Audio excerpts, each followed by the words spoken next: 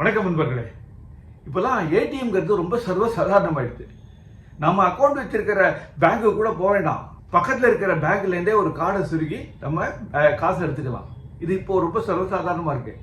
ஆனால் உங்களுக்கு தெரியுமா, அந்த காலத்தில் புராண காலத்திலேயே ஏடிஎம் இருந்திருக்கு. அந்த ஏடிஎம் ஆரம்பித்தது யாரு? சிவபெருமான். இந்த கதை ஒன்று இருக்கு. அதாவது சிவபெருமான் கிட்ட சுந்தரமூர்த்தி நாயனார் எனக்கு கொஞ்சம் செலவுக்கு பணம் வேணும், எனக்கு பணம் கொடு அப்படின்னு கேட்குறாரு. உடனே சிவபெருமானும் கொஞ்சம் கூட யோசிக்காம 12,000 பொற்காசுகளை அவர்கிட்ட கொடுக்குறாரு. அந்த 12,000 பொற்காசுகளை வாங்கினோடனே சுந்தரமூர்த்தி நாயனார், ஐயோ இது ரொம்ப ஹெவியா இருக்கே, நான் திருவாரூர் வரையும் போனோம், இது எப்படி நான் சுமந்துட்டு போறது? எனக்கு இந்த 12,000 பொற்காசுகளை எனக்கு திருவாரூர்ல கிடைக்கும்படி பண்ணுங்க அப்படின்னு சிவபெருமான் கிட்ட கேட்கிறாரு. உடனே சிவபெருமானும் கொஞ்சம் கூட தயங்காம, ஒன்று பண்ணு, இந்த பொற்காசுகளை நீ இங்க இருக்கிற மணிமுத்தாறு ஆறுல போட்டுரு, அத அங்க திருவாரூர்ல கமலாலயம் குளம் இருக்கு, அங்க நீ கலெக்ட் பண்ணிக்கோ அப்படிங்கிறாரு. இது அந்த காலத்திலேயே சிவபெருமான் சொன்னது. உடனே சுந்தரரும் ஓகே அப்படியே பண்ணிடுறேன் அப்படின்னு கையில கிடைச்ச அந்த பொற்காசுகளை எல்லாத்தையும் இந்த மணிமுத்தாறு ஆறுல போட்டுருக்காரு. போட்டுட்டு மனைவி பரவி நாச்சியாரோட அவர் திருவாரூர் போயிடுறாரு. திருவாரூர் போய் செட்டில் ஆயிடுறாரு. கொஞ்ச நாள் கழிச்சு பறவை நாச்சியார் சுந்தரர்கிட்ட கேட்கிறார், இது போல எனக்கு செலவு கொஞ்சம் பொற்காசுகள் வேணுமே அப்படின்னு.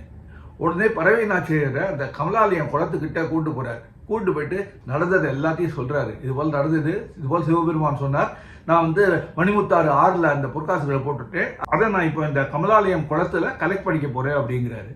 உடனே பறவை நாச்சியார் சிரிக்கிறார், என்னங்க இது ஆத்துல பொற்காசுகளை போட்டுட்டு இங்க குளத்துல தேடுறேங்கிறீங்களே, இது என்ன எனக்கு சிரிக்க முடியாதான் இருக்கு அப்படின்னு. உடனே சுந்தரர் அதை பத்தி கவலையே படல, நேர கமலாலயம் குளத்துல இறங்குறார். இறங்கி சிவபெருமான் பேர்ல பதிகங்கள் பாடுறார். அது பாடி முடிச்ச உடனே அந்த மணிமுத்தாறுல போட்டாரு அதே பொற்காசுகள் அவர் கைக்கு வருது. அவர் கைக்கு வந்த உடனே அவர் ரொம்ப சந்தோஷப்படுறாரு. ஆனா அந்த பொற்காசுகள்லாம் உண்மையானதானான்னு சந்தேகம் வேற வருது. உடனே அங்க இந்த தியாகராஜ சுவாமி கோவில், திருவையாறுல தியாகராஜ சுவாமி கோவில் இருக்குமே, அந்த கோவில்ல இருக்கிற விநாயகர் கிட்ட போய் கொடுத்துட்டு, இதெல்லாம் உண்மையான தங்கம் தானா உரசி பார்த்து சொல்லுங்க அப்படின்னாரு. அதுல இருந்து அந்த பிள்ளையாருக்கு மாட்டுரைத்த பிள்ளையார் அப்படின்னு ஒரு பேருண்டாம். முத்துசாமி தீட்சிதர் கூட பௌளி ராகத்துல ஸ்ரீ மகா கணபதிய ரவுதுபாம் அப்படிங்கிற கீர்த்தனையில சுவர்ணாகர்ஷண விக்னராஜோ அப்படின்னு ஈசனுடைய இந்த திருவிளையாடலை பத்தி குறிப்பிடுறாங்க. ஆக சுந்தரர் வேற ஒன்றும் பண்ணலைங்க, பக்தி அப்படிங்கிற ஒரு அக்கௌண்ட் ஓபன் பண்ணார், அவ்வளவுதான். பக்திங்கிற அக்கௌண்ட், அந்த அக்கௌண்ட்ல சிவபெருமான் புகழா பாடிட்டு இருந்தாரு. அதுதான் அவருடைய பின். அந்த அக்கௌண்ட்ல இந்த பின்னை யூஸ் பண்ணோன்னு அவருக்கு ஆட்டோமேட்டிக்கா செல்வங்கள் வந்தது. இது பாருங்க, இந்த போல இந்த புராண கதைகள்னு சொல்ல மாட்டேன், இதெல்லாம் நிஜத்துல நடந்ததுதான். இந்த புராண விஷயங்கள் எல்லாமே ஒரே ஒரு விஷயத்தான் ஸ்ட்ரெஸ் பண்றது, அதாவது தூய்மையான பக்தி. கடவுள் பேர்ல தூய்மையான பக்தி வச்சா நிச்சயமா நமக்கு தேவையான பலன்கள் கிடைக்கும், அதுல மாற்று கருத்தே கிடையாது. அதனால யார் என்ன சொன்னாலும் சரி, கடவுள் பக்தியை மட்டும் நிச்சயமா விட்டுறாதீங்க. எப்பவும் கடவுள் நாமாவை சொல்றவன் நிச்சயமா வாழ்க்கையில முன்னேறுவான், நல்லா இருப்பான்.